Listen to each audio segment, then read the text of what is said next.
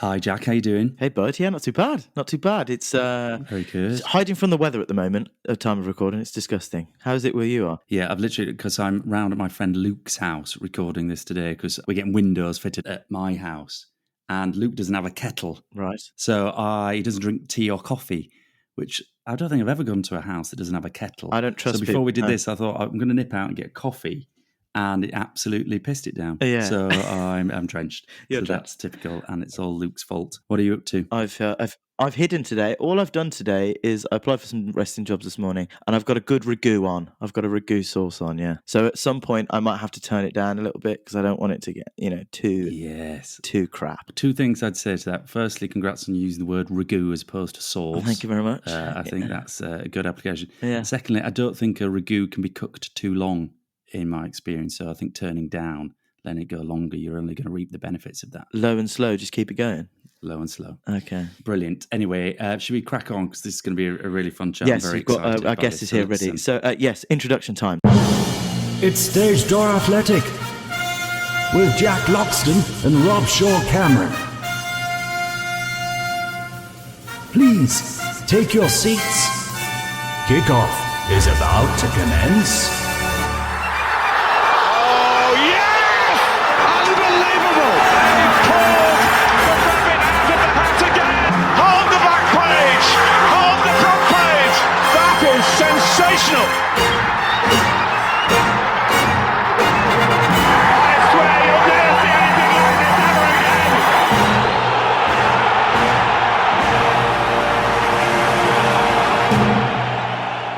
again. So, today, ladies and gentlemen, we are joined by a sports broadcasting legend on Stage Door Athletic. You have all seen him on your TVs or heard him on your radios, either presenting some of the sporting world's most prestigious events or keeping us company on those lazy Sunday mornings on BBC Radio 2. A proud Welshman hailing from Cardiff, he has studied Welsh, politics, and later broadcast journalism. He began his journalistic career on BBC Wales Today, where he soon became anchor for the local news. But in 2013, he became known for running us through the goals as and when they come in, alongside the likes of Danny Mills, Dion Dublin, and Garth Crooks on the BBC's Final Score. He's also taken presenting duties on none other than Match of the Day. He now even has a college academy named after him. The Jason Mohammad Academy at the Cardiff and Vale College gives students advice and tips on everything journalistic, from interviewing, making show reels, and even podcast tips. So yes, me and Rob are enrolling in due course. Ladies and gentlemen, we're thrilled to have him here, all-round legend of the game, Mr. Jason Mohammad. Amazing. Yes, wow. What an introduction. Jack and Rob. I wrote that really well, didn't I? Very good. It's normally you reading those sort of things out, Jack, isn't it? can you do all my intros? Is that okay from now on? Mate, I've got a lot of time on my hand between ragu sauces and doing nothing much else, so 100%. Bud. I have to say, though, I mean, who doesn't have a kettle? I mean, that's the question of the day. Who does not own a kettle? What's all that about? I know, right? Well, my mate Luke, for God's sake, unbelievable. Come on, Luke, sort it out. Sort it out. Oh, man, it's so good to have you join us, Jason. It's really good of you to spend the time. Thank it's we've got to go back to the beginning. We're growing up in South Wales. It's a cliche. We think of rugby and singing. How present was that in your life growing up as a lad in South Wales? Yeah, well, I grew up in Cardiff on a very big council estate. In fact, Rob, at the time, it was Europe's biggest council estate. Yeah. So many issues, very poor background, lots of hardworking people doing incredible things for their neighbours. And I just had this dream of being a broadcaster ever since I can remember. I had this little Panda radio. I used to listen to all the commentaries, all the big European football commentaries and the home internationals. Yeah. You're far too young to remember these, but the home internationals where England would play Wales, the British Championships that were called, where Wales would play Northern Ireland. And I used to listen to these on my little Panda radio. And so football was right through my DNA ever since I was a kid. So when people say to me, oh, isn't Wales like a rugby nation? Well, if you're football fans, we're like, hang on a minute. You know, there was very little rugby being played where I went to school. It was all football. Yeah. And, you know, you supported Wales at football and you supported Cardiff City, and that was it. It was non-negotiable, you know? Yeah. And in terms of, do you think that's a class thing then, Jason? Do you think even in Wales, I mean, I grew up in a very rugby league heartland, very working class rugby league territory, where union was definitely considered to be a sport for grammar schools and people of a middle class. Was that the scenario in South Wales as well, do you think? Well, I think rugby and football are both working class sports in Wales. So in England, I know rugby union is perceived as a middle class sport, but we played 3 sports in school, right? We played mostly football. We played a little bit of rugby in my school, bearing in mind, the city is very different to the valleys. So if you grew up in the South Wales valleys, apparently the head teachers would just chuck you a rugby ball and you were not allowed to play football. Whereas in Cardiff, it was a complete opposite. And we're only talking about 10, 15 miles. Yeah. And we played baseball in the summer. Wow. So I played 1 game of cricket in 5 years. But because Cardiff was so close to the docks and Newport as well, they played a lot of this in Newport too. We played baseball. What I think you guys call it rounders, right? Rounders, yeah. So Cardiff, Newport, Liverpool were heartland baseball. So that was my summer sport. Didn't play cricket. And so we're going back years and years of history here now. And then, of course, apparently that came in from Ireland with being so close to the docks, right? Yeah. So on the parks pitches in the summer, we played baseball. And then, of course, Ireland took rounders to America. And of course, yeah. I've got a lot of interest in this. So my position, I was a backstop in baseball, or rounders as many people call it, and I played almost every position in football. So it's interesting you say that, because in rugby union terms, I get that in Scotland and in Ireland and England, it's very much a middle class sport. But in Wales, football and rugby are working class sports. But many of my mates tell me that they weren't allowed to play football if they grew up in the South Wales valleys. It was rugby, and that was it. Yeah, amazing. So talk about your prowess at rounders or indeed football. Did you show any talent early doors?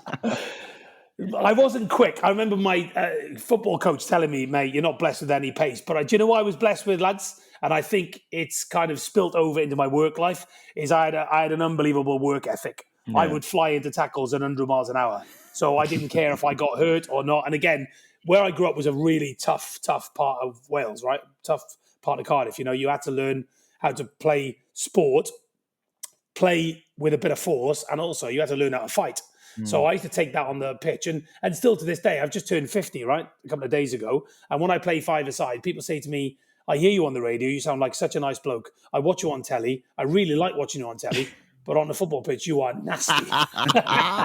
Who do you emulate? Who is your, if you were to compare, who would you emulate on a football pitch? Well, I'd have to choose somebody Welsh, wouldn't I? Yeah. Right? Yes. So it'd have to be Sparky Hughes. I play a bit like Sparky. So, I could score the odd goal, not as spectacular as Sparky, but Mark Hughes used to get stuck in, didn't he? I mean, whether he played for Manchester United, Wales, Barcelona, Chelsea, or whatever, Sparky got stuck in. Yeah. And that is very much me. Look, basically, and I'm sure you'll appreciate this, it was a case of when you're playing on Cardiff Parks pitches in the 80s and 90s, if you didn't put it about, you were going to get hurt because you had to face the fire, Yeah. And I genuinely believe that. And I know it sounds a bit corny it might sound corny to some of your listeners, but that work ethic I saw where I grew up very much had an impact on my professional life and my sporting life, I think. Yeah, and the choices that you've made clearly around the development of the academy and wanting to support people to give them opportunities, that's clearly still a burning passion that's driving you, isn't it? Yeah. Well, that's very kind of you to say, Rob. And also, I'm at the stage of my life now where I do want to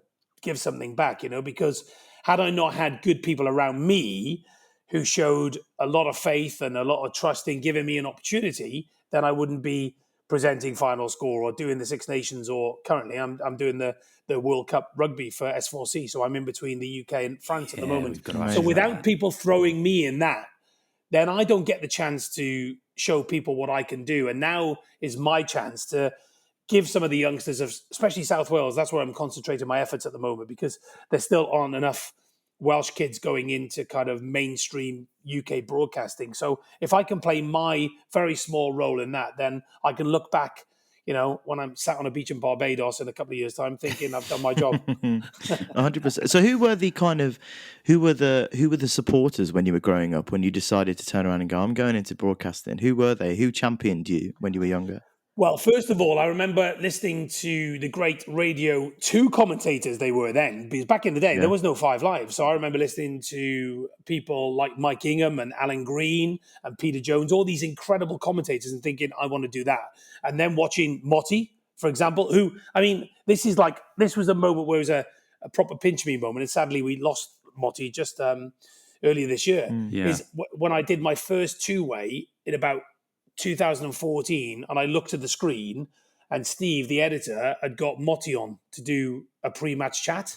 Yeah. And I'm thinking, I'm just some kid from the back streets of Cardiff, and I've turned to the screen on BBC One telly, and Motti's there using my name in his answer. It was like, what is happening here? So in many ways, those guys, those broadcasting heroes, David Coleman, Des Lynam, Sue Barker, Claire Balding, I watched all these when I was coming through, They were all kind of like these iconic broadcasting legends.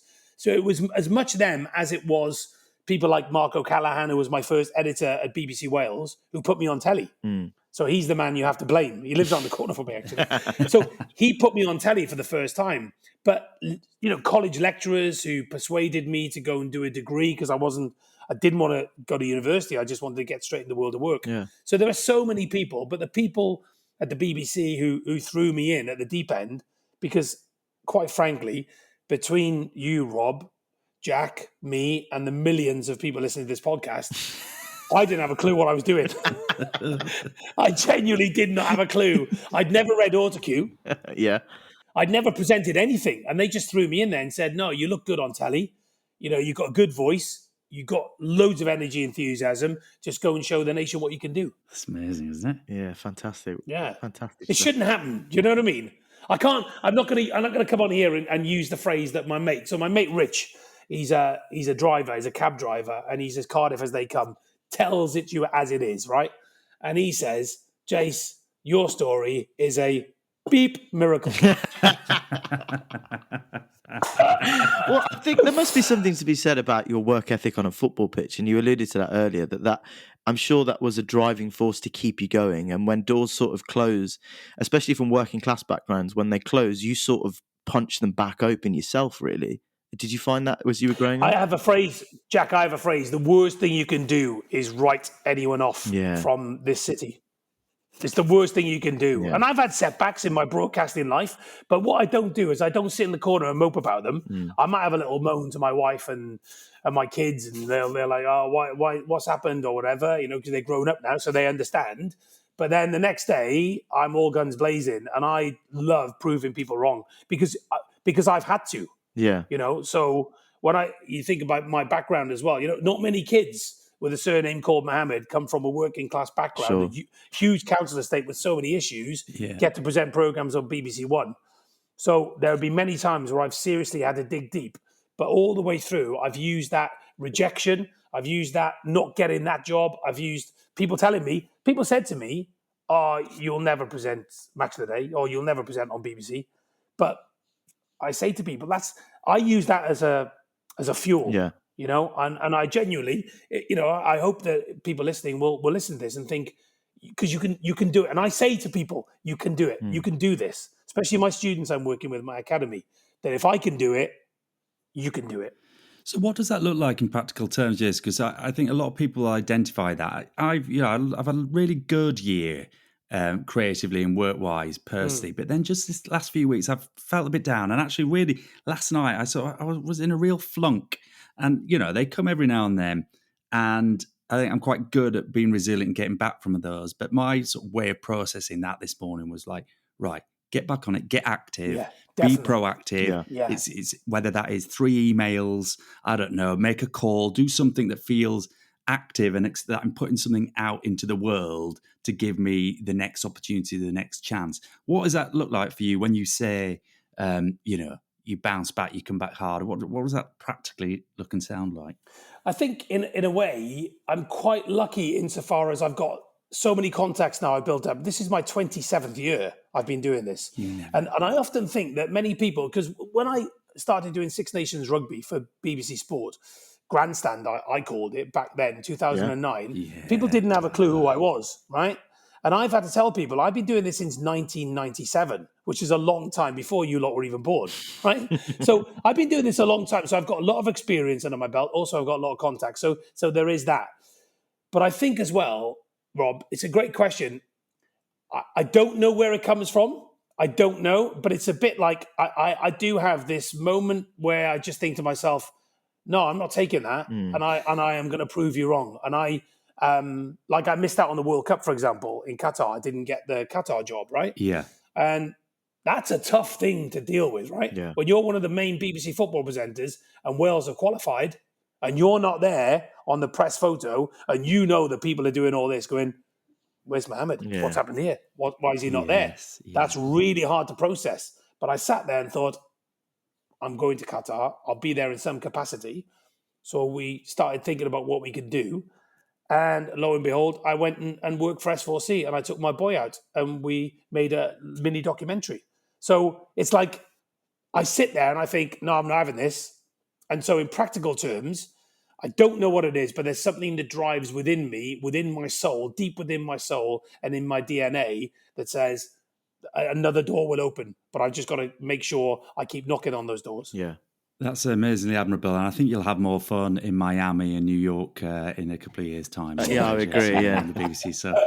You didn't want to be- We had a great time, but we didn't even see a Wales score a goal. Well, yeah. But I took him to see, he's 16 massively at the football, so he saw Messi. I took him to Argentina, Poland. Oh, wow. We Fantastic. lost to England 3-0, as you probably know. Of course. And we lost to Iran 2-0, so we went all that way. Didn't see a Wales goal. We didn't even get there for the USA game in time when they scored a goal.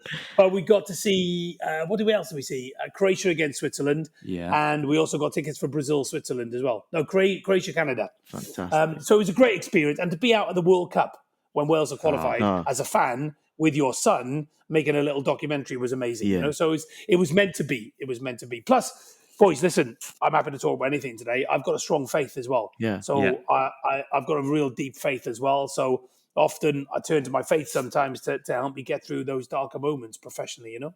Yeah, yeah.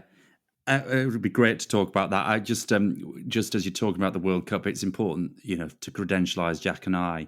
You'll know that the premise of this podcast is that we've come up with our bucket list. We had a big debate about whether we were going to go to the FIFA World Cup final, and we dismissed it as often a really rubbish game that's quite corporate and it never really delivers. And we recorded that just before Qatar. One of the best finals that we ever saw. Yeah, because World Cup finals are so boring, lads. Literally. I mean, as if there's ever 6 goals Exactly. and the greatest player of all time doesn't lift the trophy. Well, that's never going to happen. That's what I was saying to Rob, but he sort of vetoed me. But I sort of agreed with him, and it's a gamble, I suppose. But I don't know. Miami and Florida might be right next year. So talking about let's talk about your best personal sporting achievements. So take us back to the Valleys, take us back to Cardiff, take us back to baseball, your local teams. Did you play any local teams, any amateur teams, anything like that? Yeah. So I did play a bit of rugby. I was a second row. I wasn't very good, but I was a big lad as well. So I was 6'1" at about 14, 15. So the local club just stuck me in the second row, said, we'll lift you up, you catch the ball, get your head down and get your arse up and drive over the line. So it was very much like I was there. I wasn't there I wasn't good with my hands, but again, I didn't mind a little bit of a dust up either, So often, it would all go off on a rugby pitch as well, growing up down here. So I wasn't afraid to get stuck in. And I was big as well. And I used to be able to, run with the ball and tackle. So that was my rugby career. My football career, I wasn't bad technically as in on the ball. I just wasn't quick. I wasn't, I was able to pass a ball, and I'd pop up with the odd goal now and again. But so I played centre half naturally. Yeah, somebody my dap would. I also had a stint in goal because no one else wanted to go in. Of course. So I played for my college as a keeper for about 6 games, and then I played a bit of. I was up front, traditional hold the ball up, lay it off. Never played on the wing, but I wasn't a bad right back as well. There weren't any wing backs back in the day. I was a right back, and I was told by the coach, don't go over the halfway line because you'll lose the ball and you won't be able to get back. But I was able to, I had a decent football brain on me. But, I scored my very famous story, my football story, isn't one when it was Jack's nodding as if he knows what's coming here because it's like the whole world knows this story. So I scored a diving header in the last minute of our Sunday league game against the then league leaders, which then sent us top in about the 93rd minute, elite, which was amazing. And I got mobbed by about 200 of our fans ran on the pitch. This was on a council pitch. Yes. And they dived on me. It was so that was magical. But if I can fast forward to 2000 and I'm going to go 18. I can't remember when it was. I'll have to dig this out for you. I think it's about 2018, 2019. Cardiff City. We had a player called Kevin McNaughton, legend, played for Scotland. We got him from Aberdeen. So Kev had a testimonial. And so his agent rings me up and says, listen, ticket sales are slow for Kev's testimonial at the Cardiff City Stadium. He said, because Wales are playing the Republic of Ireland in a qualifier on the Friday. So they scheduled the game for a Sunday, right? So they said, is there any chance he can come on your show and you can plug tickets? I was like, yeah, no problem. I said, what's in it for me? Typical hustler. Yeah. I said, what's in it for me? He goes, well, if you're here, if you're not covering the Republic of Ireland game, because this was it was in Dublin, the game. So a lot of Wales fans and Cardiff City fans were in Dublin for the weekend. So it was bad timing, really. So he says, yeah. He said, no problem. If you get Kev on, plug the tickets, you can have a half. So I go, deal. He comes on. He does a great job. We get the ticket sales up. I think they sold about 7,000 tickets, which wasn't bad for a testimonial. Yeah. On a weekend where it was an international break. Yeah. So I get to play, not on Kev's team, on the Cardiff City Celebs team, right? So Kev's team has got all his mates, Mark Hudson, Peter Whittingham, God bless him, all these fantastic players. And it's my football club, right? Yeah. So I bring my boots, I got my toilet bag, got the old wash bag, walked into the ground. And I didn't know this, but Craig Bellamy was the manager. No right? way. So Bellas... Yeah, and then they said, right, there's your shirt. It's got Mohammad on the shirt there. And I'm playing in the red kit. I didn't want to play in the red kit because we went to a whole red and blue thing back in the day. You're probably aware of that, where our owners decided to change colour. So there was civil war about that. So the shirt's hanging up. I'm doing my laces up next to Robert Earnshaw. Oh. So Ernie was at the baggies, wasn't he, with you? Robert Earnshaw gave me one of the best moments of my life. Hat-trick, great escape season, Cardiff at Charlton. Amazing legend. Loved Robert Earnshaw. Amazing. Ricky Schumacher, I think he played for you. Darren Purse. Did Darren Purse play for you? Darren Purse, yeah. He ducked and Lee Johnson got a goal. Didn't happy about that, but anyway. All these lads are there doing their boots up, and Bellas has gone. He's come bursting in, and he's looked at me and said, what are you doing here? Wow. As if to say, how did you get here, right? And then, listen to this, though, right? So I'm sub for the first half, right? So Bellas comes up to me and he goes, right, I'm in the dugout now. I've enjoyed myself watching, and I'm watching these professionals, and I'm like, how much time have they got on the ball? You know, McPhail's got the ball. He's like knocking it there, spinning there, bang on that. And my heart's going because Bellas goes, right, you're coming on for Ernie. Where do you want to play? Oh my God. Wow. And I've gone, are you serious? I thought I was only having like 5 minutes at the end. He goes, no, where do you want to play? I went, he goes, where did you play as a kid? I said, up front. He goes, go up front and make a nuisance of yourself. So I said, okay. Wow. So Ernie comes off. I go on at half time, do the old kickoff. This is Cardiff City Stadium now, hosted Premier League football World Cup qualifiers. You're going to love this story. So anyway, 10 minutes in, I've touched the ball twice. This lad comes in. I go on the 18-yard box. He didn't nutmeg me, but he got past me really easy. He was a big lump of a lad.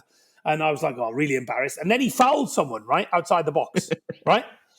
So I'm standing there, and this is on YouTube. You can watch this. They recorded it. It's on YouTube. Brilliant. So I'm standing there, and the ref's gone, free kick. And it's about 20 yards out to the left of the 18-yard box, right? And I'm standing there now, and Bellas is standing there. And he goes, free kick. And he puts his foot on the ball. He goes, Jace, hit it. And the wall's being assembled now, right? I say, shut up. And he goes to me, no, go on, hit it. It's your day. I went, are you serious? And I thought, if I ask him once more, he's going to go, get out of the way. I'm going to stick it in the top corner, right? So I didn't even mark a run-up. And I just thought, oh, my God, my heart's pounding here now. And I walked up. I kind of walked up, as you'll see when you see the video. I didn't plan it. I stuck it over the wall, stuck it in the bottom corner. Oh, what a goal. What a moment. Oh, my God. Jason, that's amazing. And they all come running up to me, hugging me. They were like, Wits was like, I can't believe it. And we're walking back to the halfway line, and Bellas has gone, what a goal, but it's the worst effing run-up I've ever seen in my life. Oh, my goodness.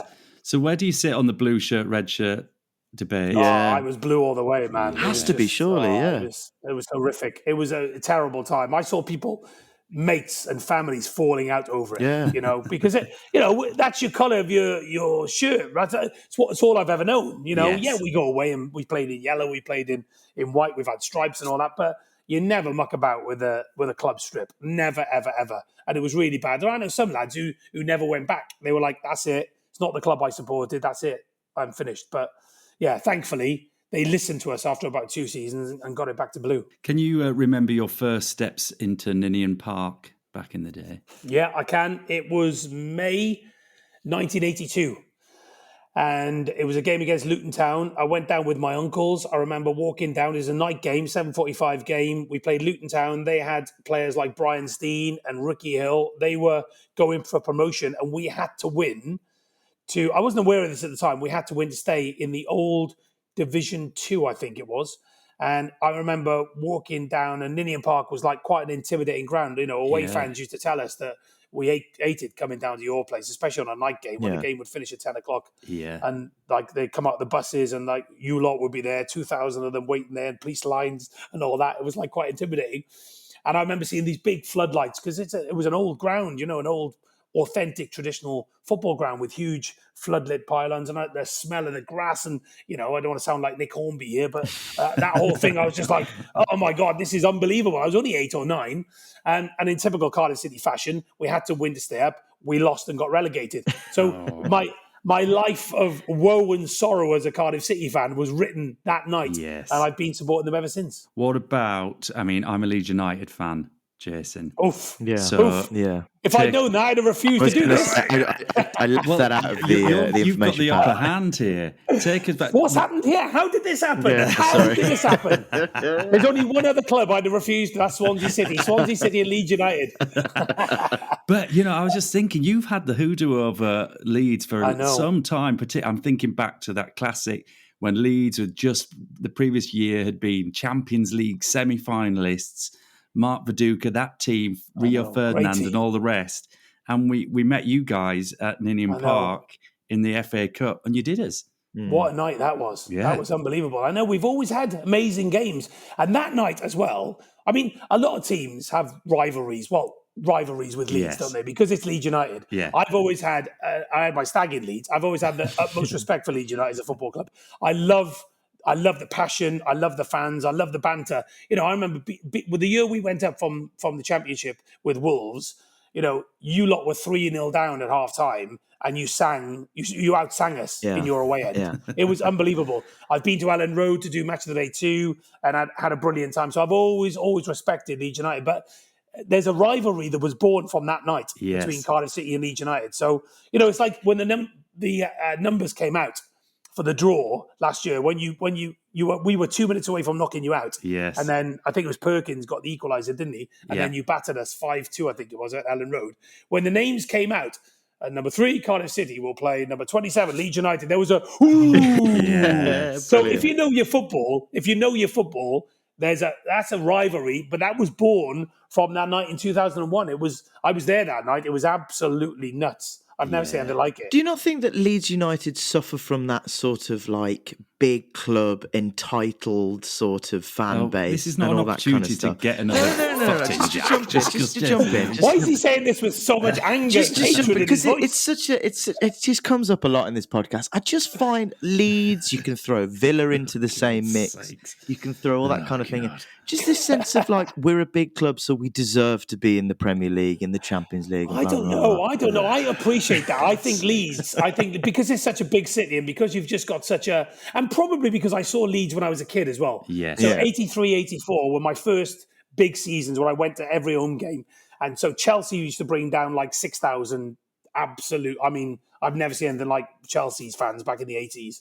So I grew up in that time where I was going, and we're talking about Cardiff City had a bad reputation back then as well. So Chelsea would come down in their numbers, Newcastle United, Sheffield Wednesday, Leeds United. So I think my respect for those football clubs comes from those days, because they would come and I'd be like, I was only a boy. I was like, flipping heck. They filled the entire Manchester City as well. So when people talk to me about Man City and go, they've got this, I say, I'm old enough we played them in the old second division when they were like fourth from bottom. Main Road, wasn't it? So, at Main Road, and they come to us and they'd fill our away end. So good luck to them. Yeah. Absolutely good luck to them. Whereas your Liverpools and your Manchester Uniteds and your Arsenals, they've never... So when I used to present 606 back in the day with Robbie Savage, people used to ring in and go, it's a disgrace. Arsenal aren't in the Champions League. I'm going, mate, Rotherham haven't won a game for 47 years. Yeah.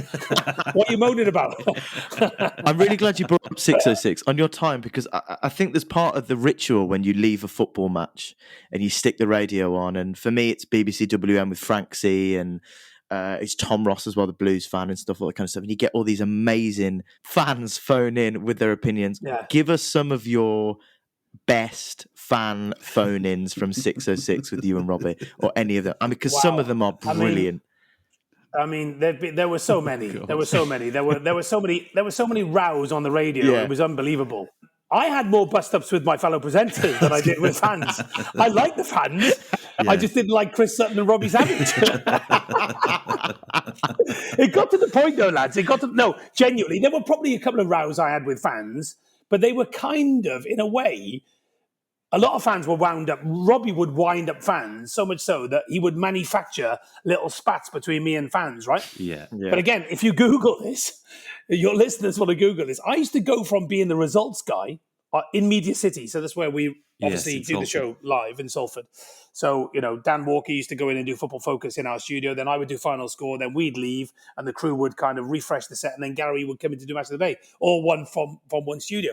So I would go from being the guy who gave the results out to suddenly arguing with Lee from Huddersfield about Huddersfield Town. And people would say to me, it's the most bonkers transition in an hour. You've gone from being a very respected broadcaster to shouting your mouth off with Lee and Huddersfield and Robbie, Yeah. So if you Google this, I had 2 on-air spats, not with fans, but with Robbie and with Chris Sutton, because Sutton sent us down without even seeing us play. He's like, Cardiff City, you're going to get relegated. I said, why'd you say that? Well, I just know they're rubbish. We haven't seen them play. Well, they're just rubbish. They don't deserve to be in the Premier League. Well, as a fan, that was it. I was gone. But I had 3 great years. I had 3 fantastic years. And I think 3 years is about the right time to do a show like that, I know Robbie and Chris are still doing it, but I had a great time. I loved it. And the phone lines would be absolutely bonkers. From the moment we did our trail into 5 Live Sport at 5:45. Yeah. And that was a program I listened to as a fan before I even started working. I remember Alan Green presented. I think that's when I was listening to it. Yeah, I remember that. Coming home from games on a Sunday, and so to get that opportunity was a dream come true. As I say, 3 years was enough. That'll do. I literally have to switch off sometime. I love it. It's one of those sort of love-hate relationships where you're compelled to listen and then you absolutely irate from, because you've heard the same guy who called up yesterday saying Arsene Wenger should get a knighthood, equivalent to actually get him out of the club, and they switch in a heartbeat based on 10 minutes of a performance. It's so Exactly.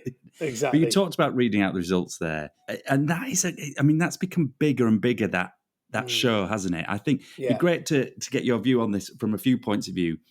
One is to what degree you feel a responsibility as the anchor of that to build the story and the narrative of things coming through and lift it from a load of numbers coming through on the video printer into an emotional narrative.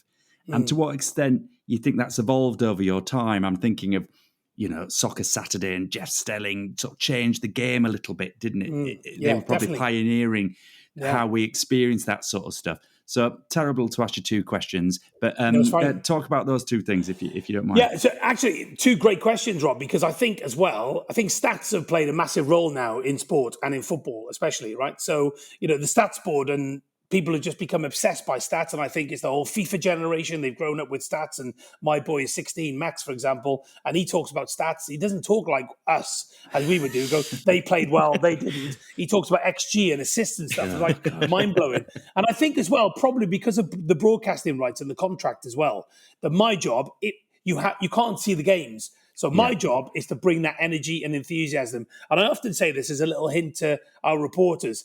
I say to them, especially the newer ones, if your game is 0-0, there's bound to be something happening in the game that you can sell. Sell your game as best you can, even if it's 0-0. Talk about, the milky cup of tea that you've just had in the press room or whatever, and we will pick up in the studio on it. And it's a football show for football fans, and that's what I try to do, is build the drama, build the enthusiasm. I'm aware that you can't see what we're seeing, but we try to forget that. We try to say, look, let's just have some fun as well, because I think that's a massive part of it. Yeah. And I think that the show has evolved. We get 2 million viewers on a Saturday, sort of like about 5:05. It's now fast turning into 5:10 because of the added time.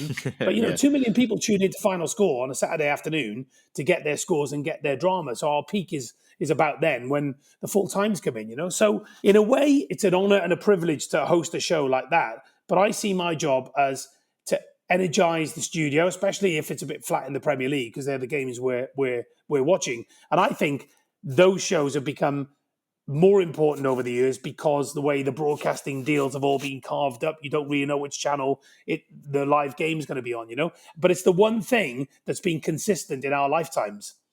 So I used to sit and watch the video printer, and the video printer's still going. Yeah. So there's a huge kind of tradition as well, and I suppose I am the custodian of that tradition at the moment and trying to do as best I can. And you do a great job. We love Final Score, and because thank you. It's a performance, though, isn't it? You have to have this level of performance. It's totally a performance. Well, you'll know this. Yeah, I am absolutely zonked after a show. Yeah, because it's energy, it's adrenaline, and people say to me, they go, "Oh, you like that at home?" I go, "What?" Going, "Oh my God, there's been a goal at Anfield. Garth Crooks." Do you know what I mean? No, of course I don't say, "Oh my God, it's lasagna fatigue." Do you know what I mean? Of course I'm not. Where did that performance kind of bone came from? Did it come from as a kid? Were you involved in any sort of theatrical stuff as a kid, or you were just the tackler in the middle of the park, kept barking orders? Yeah, no, I didn't do drama at all. I did English A level. So again, great question. I have no idea where that comes from. I think what it is, it's not so much kind of like a trained drama theatrical performance. And you know this, Jack, because I've talked to you a couple of times. All my 3 kids. Yeah. Lily is in drama school in the Bristol Old Vic. She wants to be you. She wants to. Her dream. Hopefully, her dream she'll be better than me. her dream is to be doing what you're doing. Max is also doing the same. He's 16, although he loves football as well, and my youngest as well. So in a way, I suppose what I try to do is I try to be that football fan performing for a football audience. Yeah, you know. So I'm not trained in any of this, but what I try to be is the football fan, because I think, when people say I see you presenting the show, yes, I am the presenter, but I try to be. I try to treat every game as if it was my team playing in it, because I think we have fans from every background, every club, and I try to make every game as important, apart from Leeds United. I mean, City. But obviously you're hugely experienced now, and it evolves over time. But when you get that voice in the ear going, we're about to go live, and there's a little countdown, what happens to you physically? How do you feel about that still? I mean, the adrenaline I still get that unbelievable adrenaline rush. And also, here's an exclusive. Not many people know this. We rehearse the opening link. That's all we rehearse. Wow. That's the only thing. And we're on air for 3.5 hours and live telly, and with a tiny, tiny break in as well, because what we do is, as you know, we're on increasingly now, we say iPlayer. We're on the iPlayer from 2:30 until about 4:20, 4:30. Then we have a slight break. So we go again and we go on to BBC One network telly. Yeah. Then we say goodbye to our network viewers on BBC One so they can get ready for Strictly. And we go back to the iPlayer for all the interviews. So it's three chunks in a way. And so when I get the director or Helen or Ben, whoever's directing or producing that day, they go, right, J-Mo, you ready to go? They call me J-Mo, that's my nickname, ready to go. And I'll do an opening link. And then the pundits will come in at 2:10. I'm in the studio from 2. So I'm in that seat for 3 hours and 3/4 as well. Can't leave. I was going to say, there's no loo break. Have you got a bucket underneath that chair? I'd struggle. I've just learned to take 2 cups of tea is my maximum and water, obviously, to keep the voice going. And that's it. So it is like a performance. It is like theatre. And I think that's what, gets me out of bed on a Saturday morning to go, come on, it's a dream job. This isn't match of the day. This isn't, linking into a game and then sitting twiddling our thumbs for 15 minutes and then talking about it. This is constantly. And you've got to know your numbers, you've got to know your football, you've got to know your teams, you've got to know your grounds, and you've got to know exactly a bit about the hinterland as well. So you've got to know your West Broms and your Leeds Uniteds and your Stoke Cities and your Rotherham United. And, the last time I went down to Barnsley, I had a great reception from the club. All those things are woven into the scores, Yeah. So come on. So give us the goss. So you get the schedule through and you see who your co-stars are. They'll be sat on the sofa. Who do you want? When does your heart sink? Oh, no, Robbie Savage. Oh, no, man. I've done enough. I've done my 3 years with him. That's it. Finished. No, listen, here's many people, many rascals like you have tried. Yes. I love them all like my children.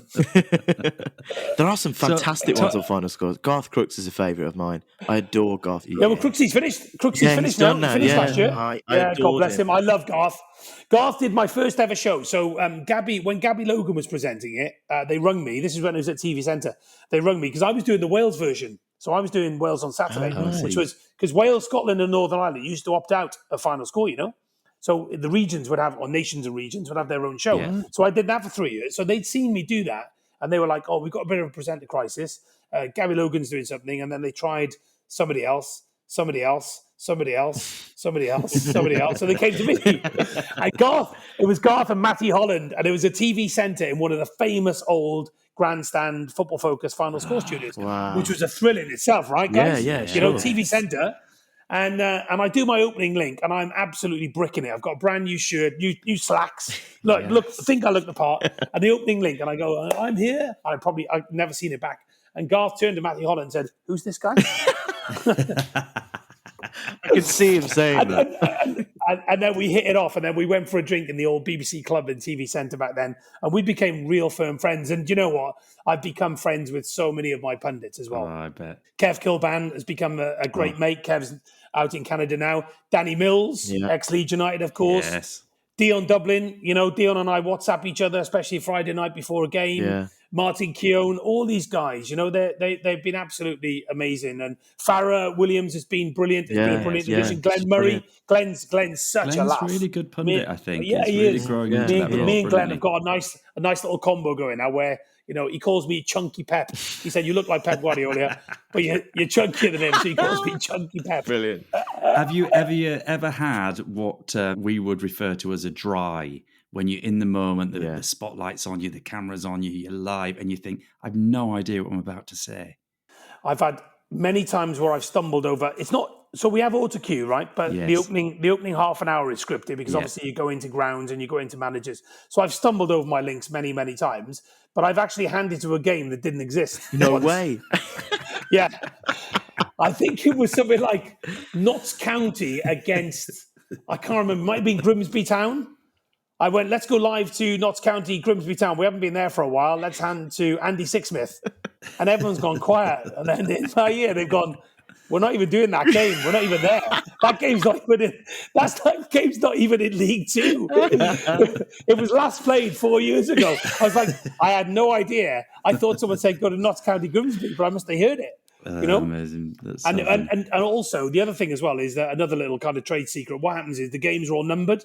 So the editor will say, so if there's a goal, for example, so there's a goal at Ellen Road, Paul will buzz Helen, who's the director, the producer, and Helen will say, right, JMO, goal at Ellen Road. And on the auto cue, it would say Ellen Road, Leeds United v Arsenal, Jack Loxton. So that's all I've got in front of me. Yes. And then my job is to cobble a link together in my head using those three kind of key phrases, you know? Yeah, makes sense.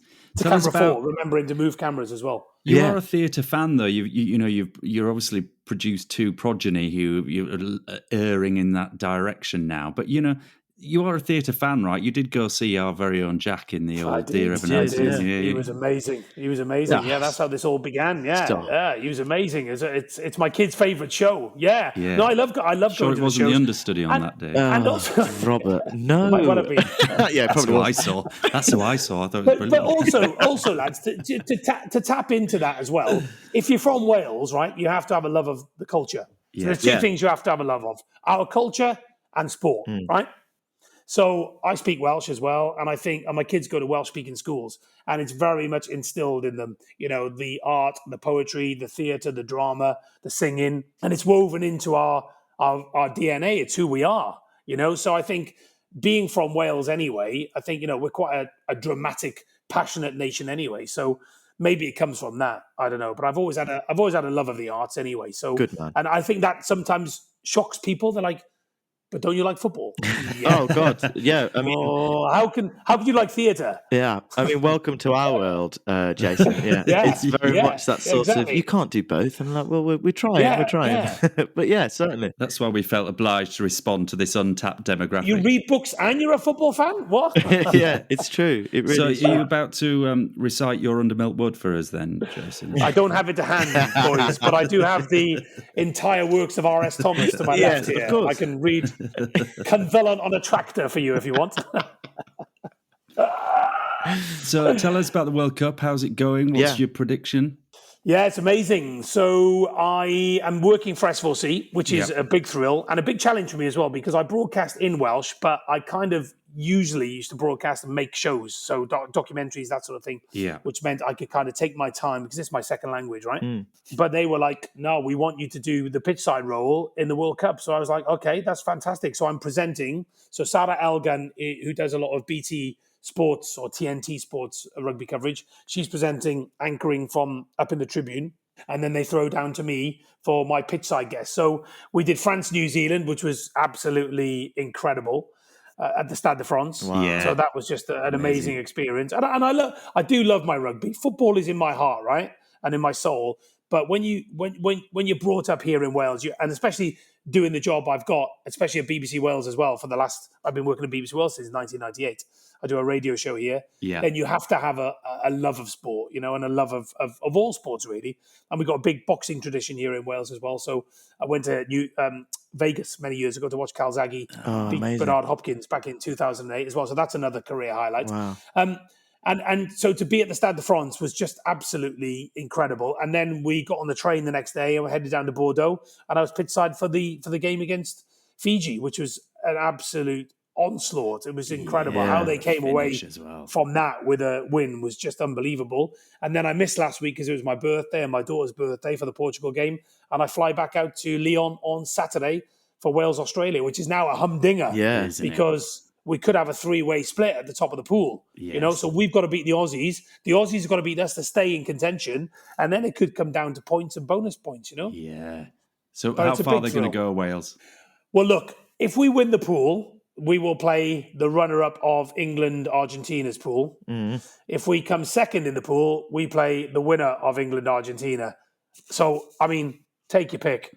It's either going to be England-Wales or England-Australia or England-Fiji, right? Yeah. Because I think England will probably win the pool now. So, I mean, it could be an England-Wales quarter-final in France for a place in a World Cup semi-final. I don't think I can cope.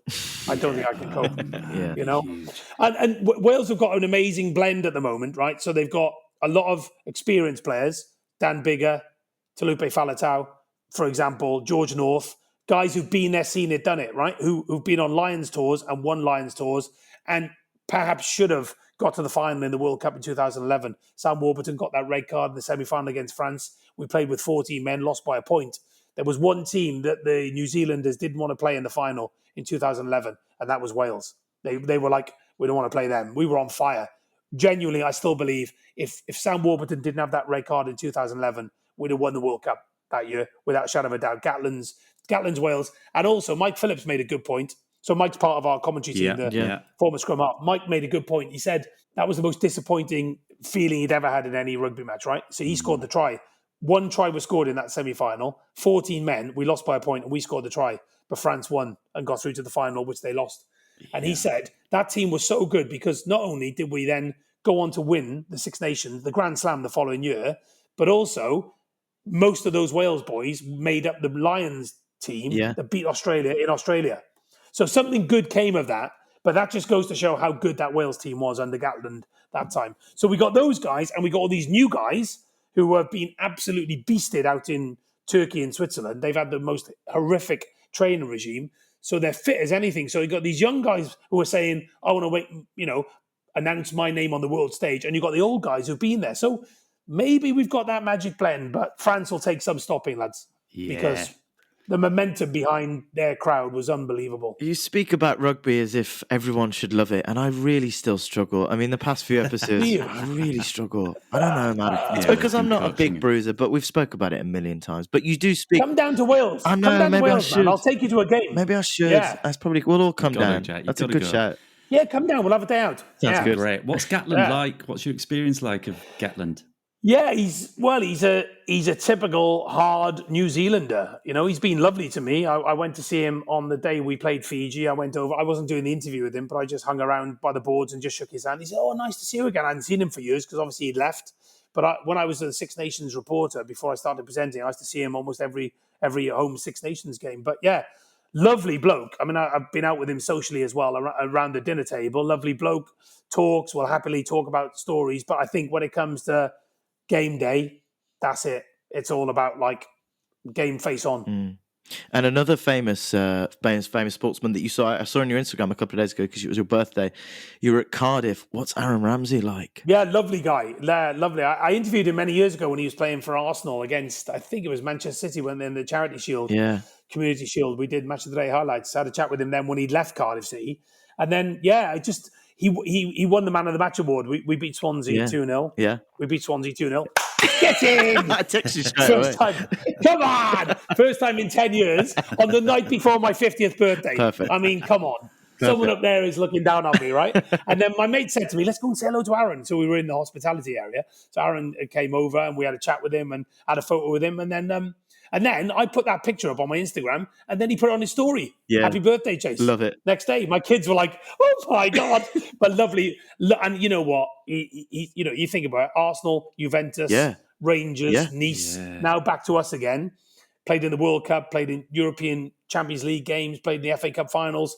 He is still class. Unreal footballer. He is a class apart. Unreal footballer. And at that level, Jack, he was the best player on that pitch by a mile. It was unbelievable. Pockets of space. He did this thing, right? Just near the touchline in front of us. He kind of let the ball go. He just did it, dropped his shoulder, let it go. And the crowd went, "Hey!" And he smiled. You know when you see these, you know when someone nutmegs you at five-a-side and they go, "Hey!" Yeah, I love it. It was one of those. I thought, we were like that. That's class. Even to have the temerity to smile. I'm now not looking forward to Cardiff coming to the Hawthorns this season. It's going to be horrible. Well, we don't have a great record at the Hawthorns, I don't think. No, you don't. I don't think so. I'm not too bad. But a lot of pinch me moments, Jason. And, coming from, that council estate in Cardiff, you must be incredibly proud of yourself, yeah? Yeah, well, I am. And people say lovely things, Jack, and I've been very lucky, Yeah. I've been very lucky to have amazing people around me, great family network as well. My wife puts up with so much of me kind of flying in one day and then saying, right, I'm disappearing to France for a couple of days and then, leaving the kids behind as well. So you've got to have a solid family base behind you as well, but very lucky. And I've almost looked at it as a bit like a performance and a bit like a sporting game, thinking, look, get out there and, give it a solid 7, 8, 9. And then thankfully, people have invested that faith back in me really. And thankfully none of it's gone wrong yet. Are you up for a quiz? Yeah. Amazing. Perfect, yes. Yeah. We've got a quiz. Cue theme tune.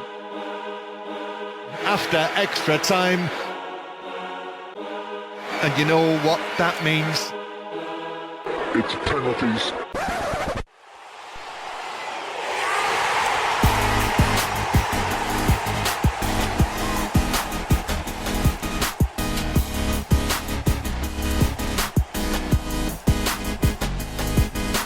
So it's a penalty shootout. We're at Ninian Park. It's you're representing Cardiff in your blue shirt. I shall be in a white shirt here, Jason. Jack will ask the questions which represent our penalties. We can draw 5-5. We're all down for a draw here, but we'll take a question each. I don't know what the theme is today. Well, the quiz is sort of left to me, and I've gone with Wales this week. Great. So Rob might struggle. Rob might struggle, but it's fine. But, Can I just say, I can hear the crowds chanting. Hang on a second. We all hate Leeds and we all hate Leeds. All hate Leeds and we all hate Leeds. Oh yeah, there we are. There's a bit of atmosphere there. I'm already up against it. We've done the toss and we've gone down your end clearly. But just to kind of warm Jason in, I know we're obviously Englishmen, and you're obviously a Welshman. So the first question is sort of just to remind about the balance of football in the United Kingdom. So, Jason, question number 1. In what minute... You rascals. In what minute did England's Daniel Sturridge score his winning goal in the Euro 2016? This is outrageous. This is outrageous. In the Euro 2016 football tournament against Wales. Was it A, the 89th, or B, the 92nd minute, Jason? I think it was the 92nd minute I was there next to Danny Murphy, who started laughing in my face. 92nd? Jason, that's a fantastic story. And of course it's right. Brilliant. 1-0 to Jason. Daniel Sturridge into Vardy. Ali, it'll come back for Sturridge, will it? It's in! I can't cheer that. Oh, yeah, you can't cheer that. Never use that. Never use that video. Never, ever use that video. You've got a Welshman cheering the English. For the record, that was me celebrating my goal and not what you heard. Brilliant. Right, Robert. Leeds United have played Cardiff City a total of 63 times in all competitions in football since their first meeting in 1921. How many times have Leeds beaten Cardiff during that time? Oh, my goodness. Come on, Robert. A, 18, or B, 35? Well, I mean, you'd think on the balance of their stature over those years, it'd be 35. But as I said, Cardiff have had the hoodoo over us historically for a long, long time. So I'm going to go with 18. Fantastic penalty straight into the top bin. 18 times Leeds have beaten Cardiff. The head-to-head is Cardiff have beaten Leeds 29 times. Wow, the rest of the that's draws. Interesting, isn't it? Yeah, it is interesting. Really? That's mad. Yeah, that is mad. Wow, what a stat. Get me a job Good on... research, this. Yeah, get me a job on as well. I'm going to say, are you free Saturday afternoon? Yeah, drop me a text, I'll come down. Right, Jason, who is Wales's rugby union most capped player? Oh, this is bad. This is bad. I'm not going to give you Are you doing multiple choice? Nope, I'm just going to give you straight out. Alan Wynne-Jones. Didn't even think about it. He stuttered, finished, great into the top bin. Well done. 158 caps for Wales.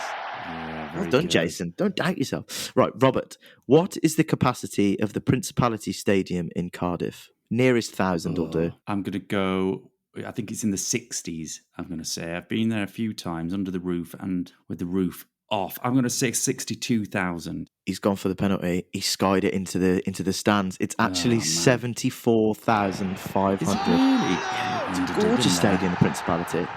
Very good. But yes, I did referee, once in the shadow of that when back in the day when the Welsh Crusaders rugby league team used to play down there, and they refereed on the little pitch that used to be in the shadow of that. Anyway, we digress. Amazing. Let's crack on. Fantastic. I saw Coldplay there once. It was very good. Jason, okay. How many times did Welshman Ray Reardon win the World Snooker Championship? A, 6 or B, 3? Because I know you've done a bit of the snooker as well, Jace. I'm going to go with, I'm going to go with, Davis won it 5 times, Hendry won it 7, and then Ronnie went past that, or went to 7, didn't he? Yeah. 3. He's blazed it over, Gareth Bale.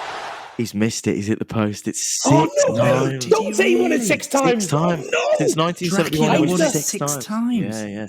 I used to walk past the Roll of Honour at the Crucible for 10 years. I was going to say, I thought I'd throw a Welsh snooker question in, because you love the snooker. Welsh theatrical one there, Crucible Theatre as well. Crucible Theatre, yeah, exactly. Good link. Right, Rob, it's 2-1 to Jason still. So penalty for Rob. Since 2000, when the competition became the Six Nations, who has won the title the most? A, England, or B, Wales? Since the Six Nations, since 2000, including the Five Nations, I would say Wales. England have been poor in that period. You've missed, Rob. It's over the bars. Yeah, England have won it 7 times.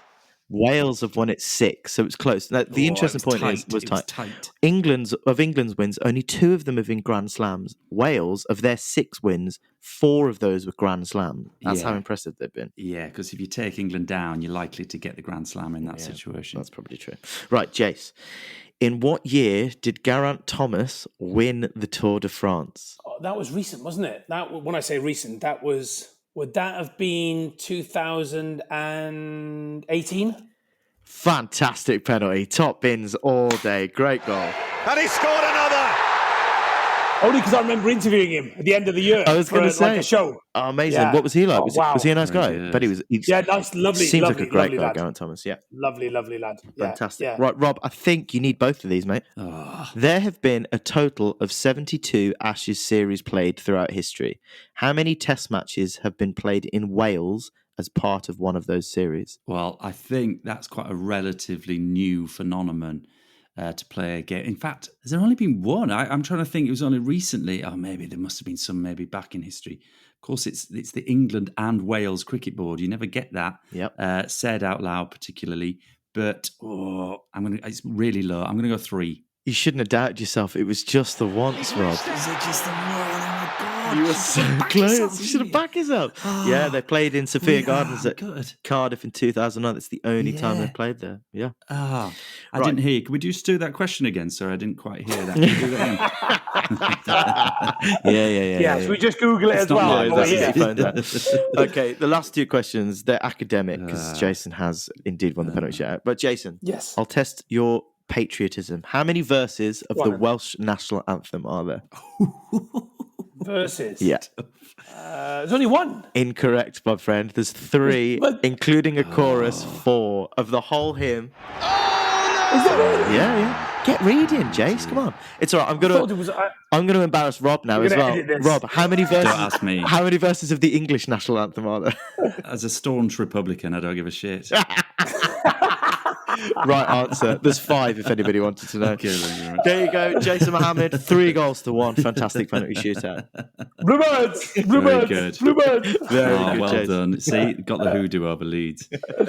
Okay, well, we need to bring this to a close. There's just a few little things we've got to do from a housekeeping point of view. So from our bucket list, if you were going to supplement one there, what's not on there that you think, come on, boys? I thought I was going to help you try and get to one of them. I thought that's what I was doing. We'd love you to do that as well. Can I get the list again? Have I got time to get the list up? Yes. 100-metre final, the French Open final, Roland Garros, the Masters Golf last day, the Hahn and Kahn downhill in Kitzbühel, that's for me, the England Cricket Tour to the West Indies, the British Lions Rugby Tour to New Zealand we went for, Cheltenham Gold Cup, the Palio in Siena, the Pro Kabaddi League final in India, and Barcelona, Madrid, El Clasico in that was the one I was thinking of. I've not been to that, and I want to go to that. So I was thinking, can I help you get there? Yes. Because I'm not going to go on my own, right? No. So the 3 of us can go, and we can record a special podcast, right? Yes. You know what I mean? It's happening, ladies and gentlemen. It's happening. But also, I've got a mate who lives in Barcelona who tells me that we might be able to get tickets. Yes. Oh my God, we've all lost our minds.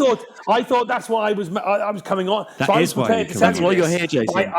I've never done that. There's a couple you mentioned there which I've seen. I saw the 100 metres and the 200 metre final in 2012. Wow. Bolt won both. Wow. Yes. Out of the ball.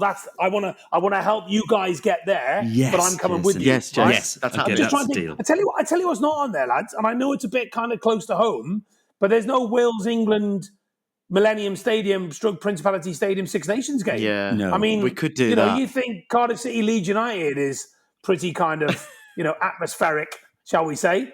Yes. But there's heavy amounts of beer involved. There's chips down Caroline Street for curry and chips half and half, world famous. Perfect. Afterwards at about 5 a.m. And it's one of the all-time arch enemy classic games. I know you're not a rugby man. I don't care. Those this chips. Is an opportunity to convert you. Yes, those chips sound amazing. They did it. Well, that's our prelude. That's our test event, Jason. We'll get to that one as our test event to build us up to El Clasico. Perfect. Amazing. So, final question. We'd like to welcome you into Stage Door Athletic, and we'd like you to take up a role in the club. We have a masseuse and sports therapist. Yeah. We've got a chief scout. We've got a water boy. Mm-hmm. What position would you like to take up in Stage Door Athletic? Given your striking prowess, it could be the rounders coach for our development team. Yeah. You know. Obvious one, guys. Do you have a press officer? There we go. We don't know. You know, He's a you need a press press officer. officer, right? Someone who knows the game, right? Who Yes. do you trust? Which members of the media do you trust? I know all the rascals. Yes. I know the good ones. I know the bad ones. I know the ugly ones. I know loads of ugly ones. Amazing. So you need a good press officer, right? And you can Perfect. submit our under nines reports, you know, into the local rag on the weekend. That'd be I great. can do that. Yes, That's please, how I yes. actually started. You're not going to believe that, Rob. Beginning, middle, and end. You guys are born journalists because that's again the first time I saw my name written down. I used to do the cricket match reports for the local paper, so I'd have all these scorecards sent to me where I lived when I was a kid, and I would have to turn them into a cricket match report. Genuinely, honestly, can't believe that. We've gone beginning, middle, and end. We did our research, mate. We did our research, obviously. Of course you did. Of course you did. It's like a fine West End show. Exactly, This is. man. Exactly, my The friend. narrative is all there. Oh, amazing. And as the curtain falls, let us say a darling. huge Perfect. thank you to Thank you, you so Jason much, Maverick. You've Jason. been absolutely amazing. Absolute Thank you, hero. guys. I've loved it. Loads of love, Thank you buddy. very much. Amazing. Thanks, Rob. Thanks, Jack. And thanks to producer James. Who's sporting a very motty look, isn't he? He is actually. Yeah, he is. He looks like, yeah. He looks like he's doing Mexico 86 in that flowery shirt. Amazing. Amazing. Thanks so much, Jason. Much love.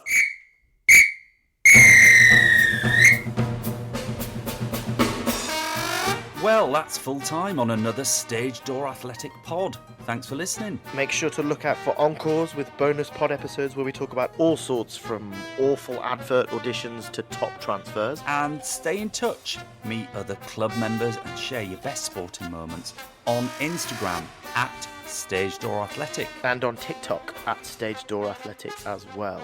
Right, we're off to the clubhouse for a pint. I'm in.